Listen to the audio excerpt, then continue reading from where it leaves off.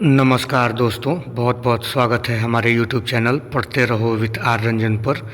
आज हम लोग बिहार एडिटोरिया का जो बिहार जी के प्रैक्टिस सेट है उसमें हम लोग सेट नंबर 15 करेंगे। तो चलिए हम लोग बिना समय गंवाए अपना सेशन शुरू करते हैं। और प्लीज़ आप लोग इस वीडियो को लाइक कर दीजिएगा, ठीक है, और अपने दोस्तों तक भी इसको शेयर कीजिएगा। चलिए, पहला प्रश्न है, किस समिति ने पंचायतों में महिलाओं को आरक्षण देने की सिफारिश की थी, ये बताना है। तो इसको किस समिति ने दिया था? थुंगन समिति ने, ठीक है। राज्य वित्त आयोग के सदस्यों की नियुक्ति किसके द्वारा की जाती है? तो राज्य वित्त आयोग के सदस्यों की नियुक्ति राज्यपाल के द्वारा की जाती है, ठीक है। संविधान के किस अनुच्छेद में ग्राम पंचायतों के गठन की बात कही गई है? ठीक है, तो ग्राम पंचायतों के गठन की बात संविधान के अनुच्छेद 40 में की गई है, ठीक है ना। राज्य के महाधिवक्ता हेतु आवश्यक अर्हताएँ क्या हैं? तो राज्य के महाधिवक्ता के लिए जो अर्हताएँ हैं वो भारत का नागरिक हो, कम से कम 10 वर्ष तक न्यायिक पद धारण किया हो, किसी उच्च न्यायालय में अधिवक्ता के रूप में कार्य कर चुका हो। तो इसमें हो जाएगा एक से अधिक, यानी कि हमारा आंसर हो जाएगा डी, ठीक है ना। चलिए नेक्स्ट, राज्य महिला आयोग के कार्य क्या हैं? तो राज्य महिला आयोग के जो कार्य हैं, महिलाओं के अधिकारों की रक्षा हेतु कार्य, महिलाओं की स्थिति में सुधार हेतु कार्य, महिलाओं की सुरक्षा से संबंधित सुधार हेतु राज्य सरकार को प्रतिवेदन देना। तो तीनों कार्य जो है महिला आयोग के हैं, तो हमारा आंसर हो जाएगा डी, ठीक है ना।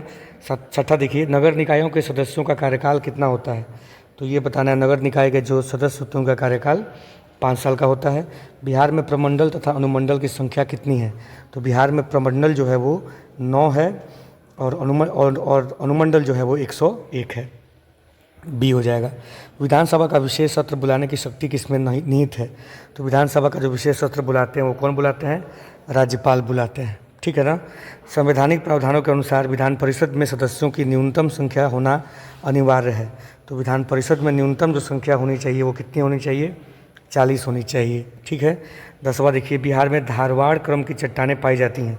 तो धारवाड़ क्रम की जो चट्टानें हैं वो पाई जाती हैं दक्षिण पूर्व में, ठीक है। निम्नलिखित में से कौन सी नदी गंगा में उत्तर दिशा से नहीं मिलती है? तो गंगा में उत्तर दिशा से नहीं मिलती है पूछ रहा है, तो आपको पता होगा कि बलान, कमला, ये दोनों उत्तर तरफ से मिलती है, लेकिन जो कर्मनाशा है वो दक्षिण से की तरफ से आती है। तो इसलिए आंसर हो जाएगा 11 का सी। फल्गु नदी का उद्गम स्थल क्या है? तो फल्गु नदी का उद्गम स्थल छोटा नागपुर पठार है। निम्नलिखित में से कौन सा जलकुंड बिहार का सबसे गर्म जलकुंड है? बिहार का सबसे गर्म जलकुंड जो है हमारा ब्रह्मकुंड है, ठीक है, सी नंबर आंसर हो जाएगा। ठीक है, बिहार राज्य आपदा प्रबंधन प्राधिकरण BSDMA की स्थापना किस वर्ष की गई थी? तो ये स्थापना की गई थी 2007 में, ठीक है। बिहार में कितने भूकंपीय क्षेत्र पाए जाते हैं? तो भूकंपीय क्षेत्र बिहार में पाए जाते हैं कितने? 3, ठीक है।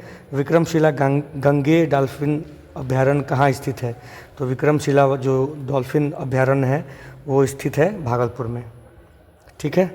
चलिए नेक्स्ट, बिहार में किसानों की आय को बढ़ाने तथा कृषि समग्र के विकास हेतु प्रथम कृषि रोड मैप का शुभारंभ कब किया गया था? तो प्रथम कृषि रोड मैप जो था उसका शुरुआत किया गया था कब? 2008 में, ठीक है। फर्स्ट इसका आंसर हो जाएगा ए, ठीक। बिहार का एकमात्र जिला कौन सा है जहां ईरी रेशम का उत्पादन होता है? तो बिहार का एकमात्र जिला जहां पे ईरी रेशम का उत्पादन होता है बेगूसराय। बिहार का पहला अंग्रेजी दैनिक समाचार पत्र कौन सा है? तो अंग्रेजी दैनिक समाचार पत्र जो पहला था बिहार का वो कौन सा था? सर्च लाइट, ठीक है, सर्च लाइट। नेक्स्ट देखिए, महान स्वतंत्रता सेनानी जयप्रकाश नारायण को किस वर्ष भारत के सर्वोच्च नागरिक सम्मान भारत रत्न से नवाजा गया था, सम्मानित किया गया था? तो ये किया गया था 1999 में, ठीक है। चलिए नेक्स्ट, 2011 की जनगणना के अनुसार बिहार में नगरीकृत जनसंख्या प्रतिशत कितना है? नगरों में रहने वाली जो जनसंख्या है वो कितना है? 11.3%। बिहार के अधिकतम जनसंख्या घनत्व वाले जिलों का सही क्रम बताना है। अधिकतम जनसंख्या घनत्व, सबसे अधिकतम जो जनसंख्या घनत्व है वो किसका है? शिवहर का, उसके बाद पटना, उसके बाद दरभंगा। गन्ने से गुड़ उत्पादन को उद्योग का दर्जा देने वाला देश का पहला राज्य कौन है? तो ये जो पहला राज्य है जिसने गन्ने से गुड़ उत्पादन को उद्योग का दर्जा दिया है वो हमारा बिहार है, ठीक है ना। नेक्स्ट, संविधान के किस अनुच्छेद के तहत बिहार में द्विसदनात्मक विधानमंडल की व्यवस्था की गई है? 2 सदन होंगे विधानमंडल में, इसकी व्यवस्था की गई है संविधान के किस अनुच्छेद के द्वारा? तो 168 के द्वारा, ठीक है। चलिए, बिहार में विद्युत रेल इंजन कारखाना कहाँ है? तो विद्युत रेल इंजन कारखाना जो है मधेपुरा में है, हम लोग जानते हैं। 1857 के विद्रोह के समय पटना का कमिश्नर कौन था? तो उस समय पटना का जो कमिश्नर था वो विलियम टेलर था। ठीक। पटना में लगान परिषद का गठन कब किया गया था? तो पटना में लगान परिषद का गठन किया गया था 1770 में। बिरसा मुंडा को कब सोते हुए पकड़ा गया था? तो इनको पकड़ा गया था 3 फरवरी 1900 को बिरसा मुंडा को सोते हुए पकड़ा गया था। 1908 में बिहार प्रादेशिक सम्मेलन में पृथक बिहार प्रांत के गठन का प्रस्ताव किसने रखा था? तो ये प्रस्ताव रखा था किसने? मोहम्मद फखरुद्दीन ने। ठीक है ना। बिहार में प्रथम बालिका विद्यालय की स्थापना किसने की थी? तो प्रथम बालिका विद्यालय की जो स्थापना हुई थी वो श्रीमती अधोर कामिनी देवी के द्वारा की गई थी। 31 नंबर प्रश्न देखिए, बिहार के उस क्रांतिकारी का नाम बताइए जिसने सितंबर 1928 के हिंदुस्तान सोशलिस्ट रिपब्लिकन आर्मी की बैठक में हिस्सा लिया था। तो ये किसने हिस्सा लिया था? कालिदास बसु ने हिस्सा लिया था। ठीक है, सॉरी ये मिस्टेक हो गया, फणींद्रनाथ घोष इन्होंने लिया था हिस्सा। किसमें? तो हिंदुस्तान सोशलिस्ट रिपब्लिकन पार्टी की रिपब्लिकन आर्मी की जो बैठक हुई थी सितंबर 1928 में, उसमें फणींद्रनाथ घोष ने हिस्सा लिया था। ठीक है, चलिए 32वां प्रश्न देखिए, पटना का अंतिम वहाबी नेता कौन था? अंतिम वहाबी नेता कौन था? तो ये था हमारा, कौन थे? अहमदुल्ला थे। ठीक है, उसके बाद देखिए, नमक सत्याग्रह के समय श्री कृष्ण सिंह को कहाँ से गिरफ्तार किया गया था? तो नमक सत्याग्रह के समय श्री कृष्ण सिंह को बेगूसराय से गिरफ्तार किया गया था। ठीक है, पटना में अखिल भारतीय महिला सम्मेलन का आयोजन कब किया गया था? तो पटना में अखिल भारतीय महिला सम्मेलन का आयोजन 1929 ईस्वी में किया गया था। ठीक है, 35वां प्रश्न देखिए, असहयोग आंदोलन के दौरान प्रिंस ऑफ वेल्स का पटना आगमन कब हुआ था? तो प्रिंस ऑफ वेल्स जो आए थे पटना, वो कब आए थे? ये आए थे 22 दिसंबर 1921 को। ठीक है, बिहार प्रांतीय प्रोविंशियल किसान सभा के प्रथम अध्यक्ष कौन थे? तो प्रथम अध्यक्ष जो थे वो स्वामी सहजानंद थे। बिहार में पहला कांग्रेसी मंत्रिमंडल का गठन कब हुआ था? तो पहला कांग्रेसी मंत्रिमंडल का गठन हुआ था बिहार में कब? बताना है आपको। तो ये बताना है, इसका आंसर क्या होगा? 20 जुलाई 1937। ठीक है, जयप्रकाश नारायण किस आंदोलन से संबंधित थे? तो जयप्रकाश नारायण जो थे भारत छोड़ो आंदोलन से संबंधित थे। किस सिख गुरु ने सर्वप्रथम बिहार का भ्रमण किया था? तो सबसे पहले बिहार आने वाले जो सिख गुरु थे वो गुरु नानक देव थे। नालंदा विश्वविद्यालय में किस विदेशी यात्री ने अध्ययन नहीं किया था?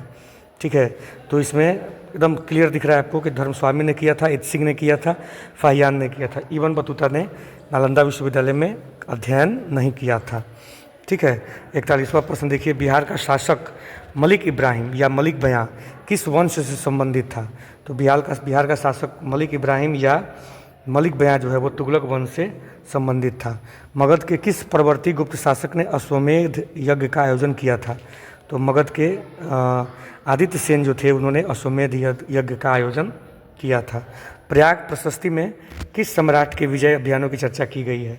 तो प्रयाग प्रशस्ति में समुद्रगुप्त के विजय अभियानों की चर्चा की गई है। ठीक है, अब देखिए प्रश्न संख्या 44, किस शासक ने वैशाली के लिच्छवी राजकुमारी कुमार देवी से विवाह किया था? तो ये विवाह किसने किया था? चंद्रगुप्त प्रथम ने किया था। ठीक है, मगध के किस शासक ने गंगा और सोन के संगम पर पाटलिपुत्र नगर को बसाया? तो ये किसने बसाया था? उदयन ने बसाया था। ठीक है, हर्यंक वंश के किस शासक को कुनिक उपनाम से जाना जाता है? तो हर्यंक वंश का जो अजात शत्रु था उसको कुनिक उपनाम से भी जाना जाता था। बिहार से प्राप्त होने वाले अशोक के स्तंभ लेख नहीं है। लौरिया अरेराज में है, लौरिया नंदनगढ़ में है, रामपुरवा में है, रुमनी देवी में बिहार में नहीं पड़ता है, तो इसका जो आंसर हो जाएगा रुमनी देवी। ठीक है, बाकी 3 जो है बिहार में पाए जाते हैं। मगध के किस शासक को बौद्ध ग्रंथों में उग्रसेन अर्थात प्रचंड सेना का स्वामी कहा गया है? तो ये कहा गया है किसको? तो महापद्मनंद को। ठीक है ना, महापद्मनंद। पटना में स्थित गोलघर का निर्माण किस गवर्नर जनरल के काल में हुआ था? तो पटना में जो गोलघर है उसका निर्माण हुआ था किसके काल में? लॉर्ड कॉर्नवालिस के काल में। ठीक है, तिरहुत के वैनवार वंश के किस शासक की छत्रछाया में प्रसिद्ध कवि विद्यापति ने अपने काव्य की रचना की थी? ठीक है, ये बताना है। तिरहुत के वैनवार वंश के किस शासक की छत्रछाया में प्रसिद्ध कवि विद्यापति ने अपने काव्य की रचना की थी? तो इसका आंसर हो जाएगा शिव सिंह। क्या नाम है इनका? शिव सिंह इनका नाम है। ठीक है, चलिए तो सेट नंबर 15 हो गया। अब हम लोग आते हैं सेट नंबर 16 की तरफ। ठीक है, बिहार में स्थित कौन सा महाजनपद 8 राज्यों का एक संघ था। ठीक है, तो आसान सा सवाल है, वज्जी इसका आंसर हो जाएगा। वज्जी था, 8 राज्यों का संघ था। मेगास्थनीज चंद्रगुप्त मौर्य के दरबार में कब आया था? तो मेगास्थनीज चंद्रगुप्त मौर्य के दरबार में 305 ईस्वी में आया था। तीसरा प्रश्न देखिए, बिंबिसार के समय कुल उपज का कितना भाग भूमि कर के रूप में लिया जाता था? तो बिंबिसार के समय में 1/6 भाग भूमि कर के रूप में लिया जाता था। ठीक है, किस राज्य के राजा के आक्रमण के भय से अजातशत्रु ने राजगृह या राजगीर का दुर्गीकरण करवाया था? ठीक है, तो अजातशत्रु ने किसके डर से, किसके भय से दुर्गीकरण करवाया था? अजातशत्रु ने राजगृह का, तो ये करवाया था अवंती के जो राजा थे उनके भय से। ठीक है, मगध साम्राज्य में कलिंग का विलय सर्वप्रथम किस शासक ने किया? तो कलिंग का विलय सबसे पहले जो किया था वो किसने किया था? महापद्मनंद ने किया था। चीनी बौद्ध यात्री फाहियान कितने समय तक पाटलिपुत्र में रहा? तो ये रहा था 3 वर्ष तक। ठीक है, चलिए, तिरहुत क्षेत्र में फिरोज तुगलक ने किस वंश का शासन आरंभ करवाया था? तो तिरहुत क्षेत्र में फिरोज तुगलक ने किसका शासन आरंभ करवाया था? तो ये करवाया था वैनवार वंश का। ठीक है, वैनवार वंश। नेक्स्ट देखिए, अकबर द्वारा संपूर्ण बिहार पर नियंत्रण कर लेने के पश्चात प्रशासनिक सुविधा की दृष्टि से बिहार को कितने परगनों में बांटा था? ठीक है, तो अकबर द्वारा संपूर्ण बिहार पर नियंत्रण कर लेने के बाद प्रशासनिक सुविधा की दृष्टि से बिहार को कितने परगनों में बांटा था? ठीक है, तो ये बांटा था इसने 199 परगनों में बांट दिया था। कंपनी सरकार के कार्यकाल में किस वर्ष बिहार में भीषण अकाल पड़ा था? तो भीषण अकाल जो पड़ा था ये बिहार में 1770 ईस्वी में पड़ा था। ठीक है, वीर कुंवर सिंह की मृत्यु कब हुई थी?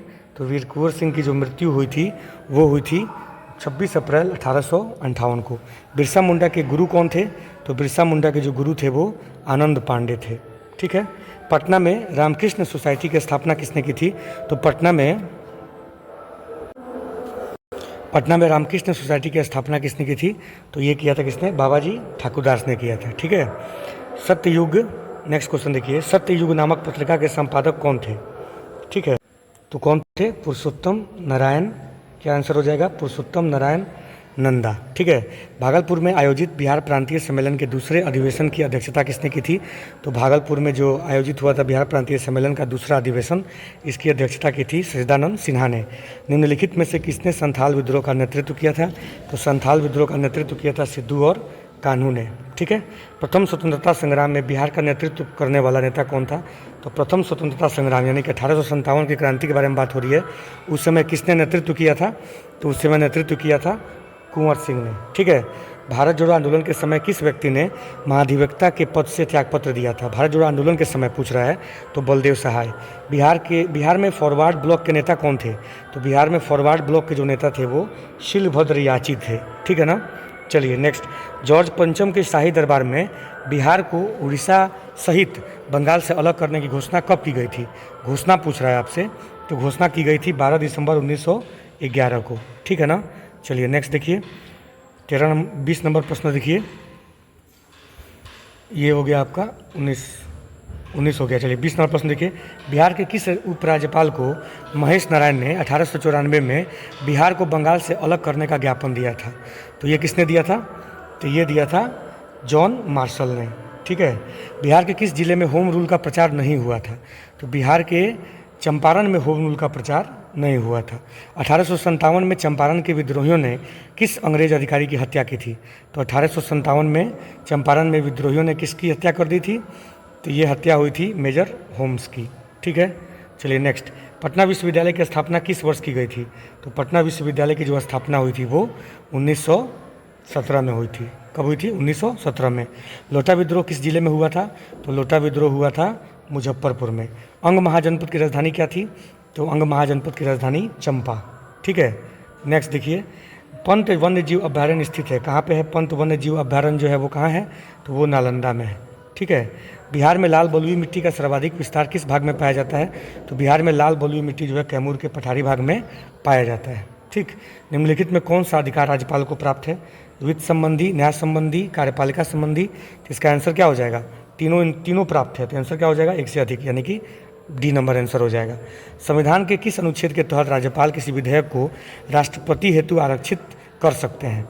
ये बताना है आपको। तो ये कर सकते हैं अनुच्छेद 201 के थ्रू।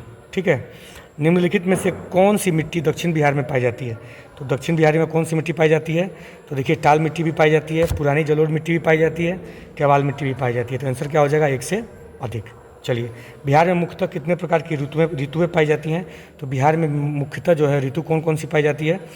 3 प्रकार की पाई जाती है, ग्रीष्म ऋतु, वर्षा ऋतु और शीत ऋतु। ठीक है, बिहार में ग्रीष्म ऋतु की अवधि क्या है?